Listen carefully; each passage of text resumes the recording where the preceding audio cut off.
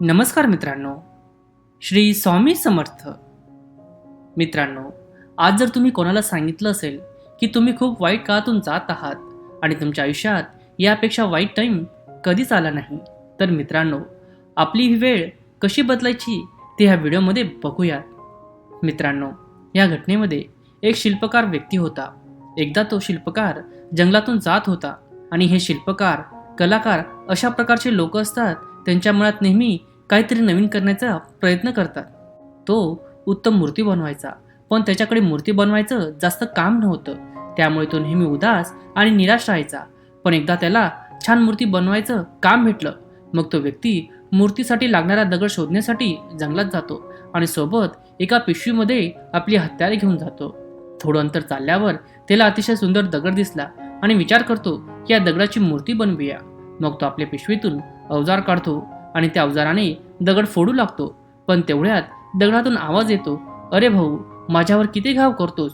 राहू दे, मला वेदना होत आहे. आता माझ्याकडून सहन होत नाही." हे ऐकून तो मूर्तिकार आपली अवजारे पिशवीत भरून पुढे निघून जातो. पुढे गेल्यावर त्याला आणखी एक सुंदर दगड पाहायला मिळतो. त्याने पुन्हा दगडांपासून मूर्ती बनवण्याचा विचार केला. त्याने आपली हत्यारे पिशवीतून काढली आणि त्याने त्या दगडावर खूप घाव केले आणि त्या दगडाचे देवाच्या मूर्तीत रूपांतरण केले. ती मूर्ती इतकी सुंदर दिसत होती, जणू ती मूर्ती आता बोलायला लागेल. मग मूर्ती तयार झाल्यावर तो गावात परत जातो. गावात पोचतो आणि पाहतो की त्या गावात एक अतिशय सुंदर मंदिर बांधले होते आणि गावातील लोक आपसात बोलत होते. मग तो कलाकार त्या लोकांकडे जातो आणि त्याला कळते की तेथे मंदिर बांधले गेले आहे, पण अजून देवाची मूर्ती तयार झाली नाही. गावातील लोक आपापसात बोलत होते की मूर्ती कुठून आणावी. मग तो कलाकार गावाच्या सरपंचाला म्हणाला, "तुम्ही मूर्तीची चिंता अजिबात करू नका. या जंगलाच्या वाटेने जा. तिथे तुम्हाला सुंदर मूर्ती दिसेल. ती मूर्ती मी तयार केलेली आहे. तुम्ही ती मूर्ती या मंदिरामध्ये स्थापन करू शकता." कलाकाराचे म्हणणे ऐकून गावाचा सरपंच आणि काही लोक जंगलाच्या दिशेने जातात. त्यांना ती मूर्ती दिसते. मग मूर्ती घेऊन गावाकडे निघतात. मग त्या लोकांच्या लक्षात येते की मंदिरासमोर नारळ फोडण्यासाठी अजून एक दगड लागेल. मग ते लोक आजूबाजूला बघता त्यांना एक दगड दिसतो आणि हा तोच दगड होता ज्याने घाव सहन करण्यापूर्वी मूर्ती बनवण्यास नकार दिला होता. मग लोक मूर्ती आणि दगड घेऊन मंदिरात येतात. गावातील लोक मूर्ती बघून खूप आश्चर्यचकित होतात. अशी सुंदर मूर्ती त्यांनी कधीच पाहिली नव्हती. मग सरपंच देवाची मूर्ती मंदिरामध्ये स्थापन करतो आणि दुसरा दगड हे सर्व काही बघत असतो आणि सरपंच त्या दुसऱ्या दगडाला मंदिराबाहेर नारळ फोडण्यासाठी ठेवतो.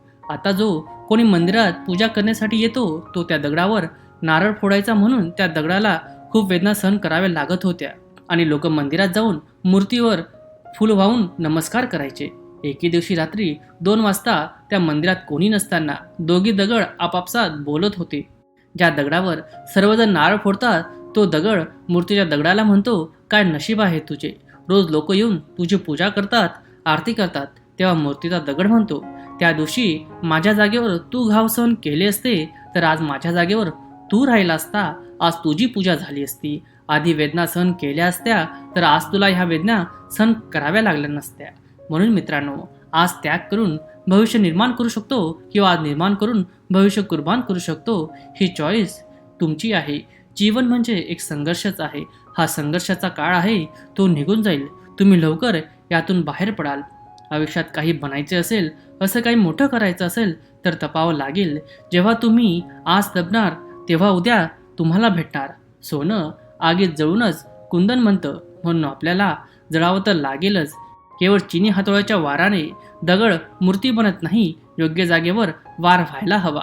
यश त्यांनाच मिळतं ज्यांना आयुष्यात काही बनण्यासाठी अनेक वेदना सहन कराव्या लागतात मित्रांनो. आणि जाण्याआधी मी परत एकदा तेच सांगेल, आपल्या देवाच्या आशीर्वादाने, आपल्या परिवारासोबत आणि आपल्या मेहनतीने असं करून दाखवा की जगाला वाटेल करावं तुमच्यासारखं. धन्यवाद. जय जय राम कृष्ण हरी. श्री स्वामी समर्थ.